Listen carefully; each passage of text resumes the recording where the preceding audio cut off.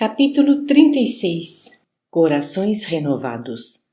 3 dias haviam corrido sobre a libertação de Júlio. De novo, ao lado de Zulmira, nas primeiras horas da noite, reparávamos-lhe a profunda exaustão. O enfraquecimento progressivo impusera-lhe perigosa situação orgânica. O próprio Clarencio, depois de auscultá-la, anotou apreensivo: nossa irmã reclama socorro mais seguro. O esgotamento é quase completo. A enferma recebia-lhe a assistência magnética quando Mário, Antonina e Haroldo deram entrada em sala próxima.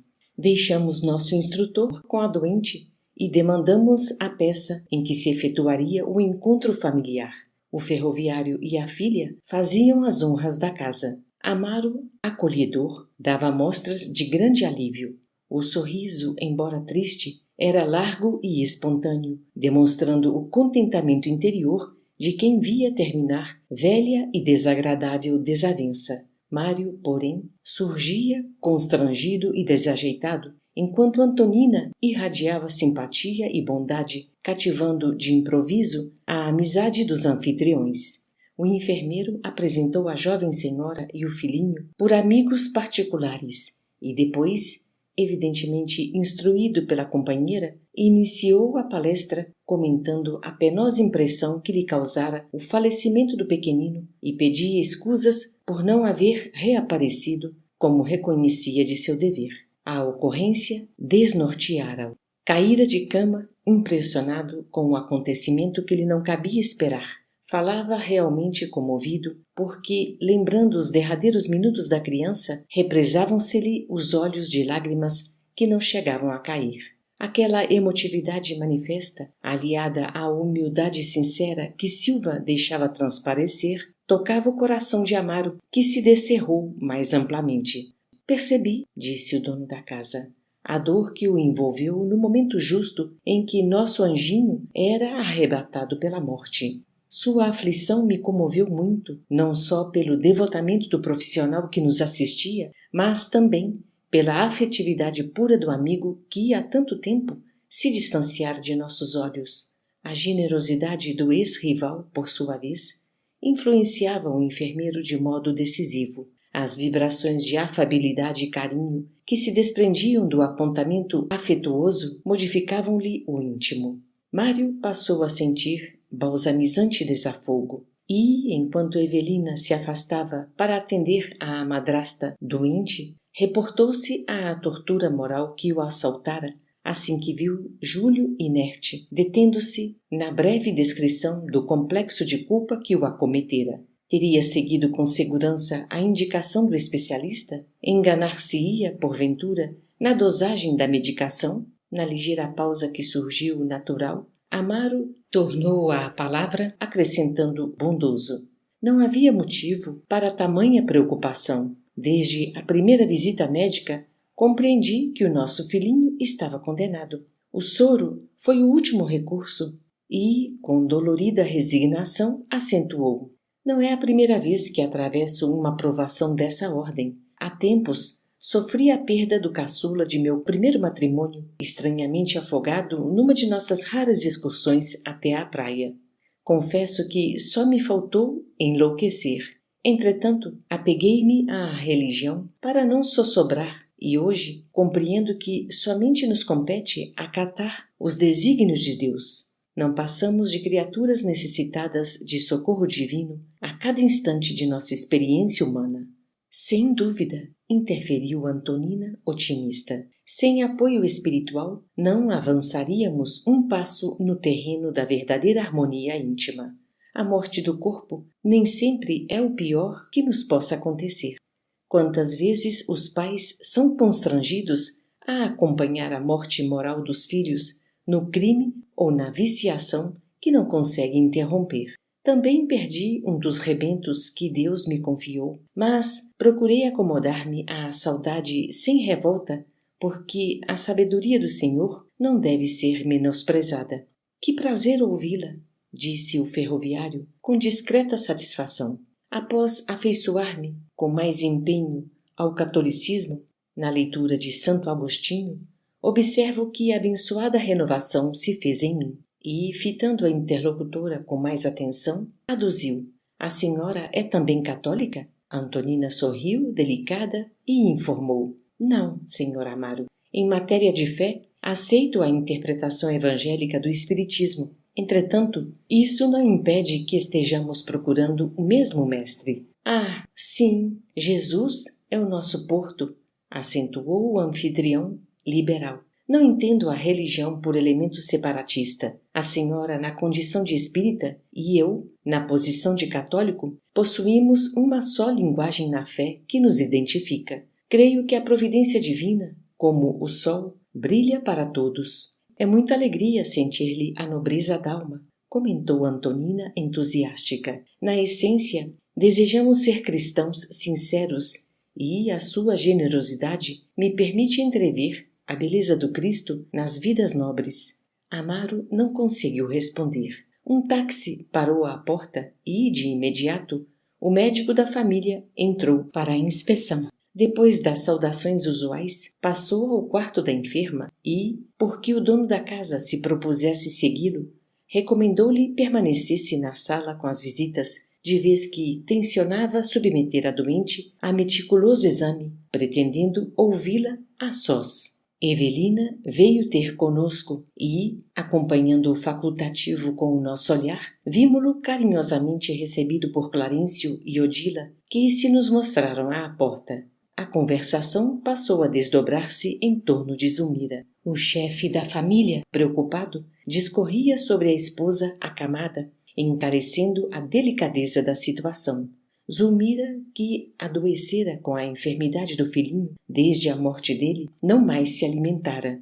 Não obstante todos os conselhos médicos e todos os apelos afetivos, demonstrava-se alheia no mais amplo desinteresse pela vida. Enfraquecia de modo alarmante. Como se quisesse dar notícias de seu círculo particular ao atento enfermeiro, relacionou os desajustes psíquicos da companheira antes da vinda do filhinho que a morte lhes arrebatara ao convívio.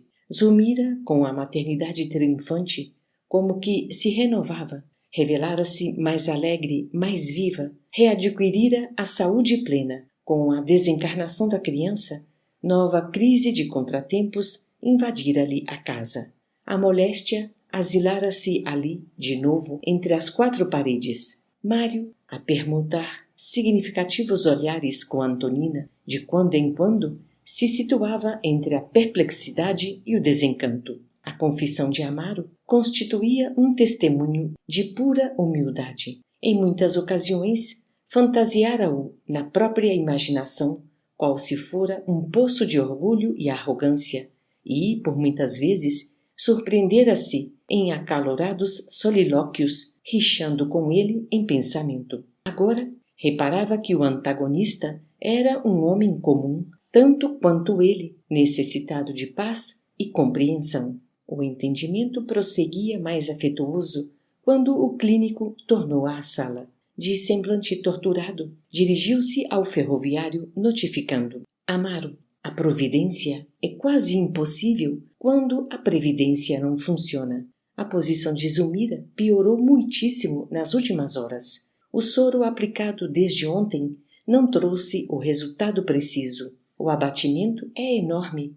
Creio indispensável uma transfusão de sangue ainda esta noite, para que não sejamos amanhã surpreendidos por obstáculos insuperáveis. Amaro empalideceu.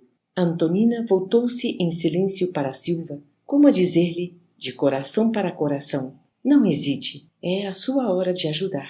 Aproveite a oportunidade. Mário, acanhado, levantou-se maquinalmente e, antes que Amaro fizesse qualquer referência ao assunto, apresentou-se ao médico, explicando: Doutor, se a minha cooperação for aceita, sentirei prazer nisso. Sou doador de sangue no hospital em que trabalho. Um telefonema seu ao pediatra amigo, a quem o senhor recorreu no caso de Júlio, pode confirmar as minhas palavras. E, erguendo os olhos para o ex-rival, disse em voz quase suplicante: Amaro, permita-me. Quero auxiliar a doente de algum modo. Afinal de contas, somos todos agora bons irmãos. O chefe da casa, comovido, Abraçou-o reconhecidamente. Obrigado, Silva. Nada mais conseguiu dizer. De olhos angustiados, dirigiu-se para o aposento da mulher, envolvendo-a em manifestações de carinho. Antonina, colocando Haroldo junto a uma pilha de revistas velhas, pôs-se à disposição de Evelina para qualquer atividade caseira, enquanto Mário e o médico partiam, velozes, em busca do material necessário. Transcorrida 1 hora, a câmara da enferma se iluminava mais intensamente para o serviço a fazer. Zulmira, admirada, reconheceu Mário. Todavia, era enorme a prostração para que pudesse demonstrar interesse ou desprazer. Apresentada a Antonina, limitou-se a endereçar-lhe alguns monossílabos, com um breve sorriso de reconhecimento. Assumindo a direção da enfermagem, a jovem viúva parecia uma figura providencial. Amparou a doente com carinho, auxiliou o clínico nas tarefas do momento e, cativando a gratidão dos novos amigos, colaborou com Evelina para que todas as medidas alusivas à higiene se efetuassem harmoniosas. Realizada a transfusão, a enferma entrou na reação característica. Contudo, Silva, fosse porque estivesse de si mesmo enfraquecido ou porque a quantidade de sangue tivesse sido demasiada, passou a acusar profundo abatimento. Em seus olhos, porém, brilhava uma luz diferente. Afigurava-se-lhe haver perdido as inquietações que o martirizavam. Adquirira a noção de que se reabilitara perante a própria consciência. Trouxera aos ex-adversários o próprio coração em forma de visita fraterna e as suas próprias forças, insufladas no campo orgânico da mulher que lhe fora a bem-amada, como que lhe favoreciam a ausência dos velhos pensamentos de mágoa que, por tanto tempo, lhe haviam flagelado a vida íntima. Registrando-lhe a queda de energias, o médico ministrou-lhe de imediato os recursos aconselháveis, permanecendo Mário, desse modo, comodamente instalado em larga poltrona, junto dos amigos. Despediu-se o facultativo, mais animado. Antonina, sem afetação, ajudou no preparo do café, que foi saboreado por todos, enquanto a conversação era reatada com alegria. Foi então que a viúva se ofereceu para voltar. Era industriária e, na posição de mãe, responsabilizava-se por 3 crianças. Entretanto, poderia dispor de 2 dias. Amaro salientou a dificuldade para encontrar uma enfermeira ou governanta para horas difíceis e aceitou a gentileza. Antonina, contente, prometeu regressar, trazendo Lisbela na manhã seguinte.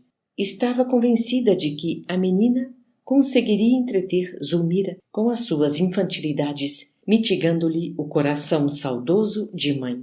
Evelina abraçou-a, encantada. Simpatizara-se com Antonina como se fossem 2 irmãs. Algo reanimado e positivamente feliz, Mário dispôs-se à retirada e um táxi foi trazido. Num ambiente de construtiva cordialidade, desenvolveu-se a reconfortante despedida e Silva, fitando a companheira de excursão com reconhecimento e carinho, sentiu-se reconciliado consigo mesmo, irradiando a alegria silenciosa de quem retorna à felicidade.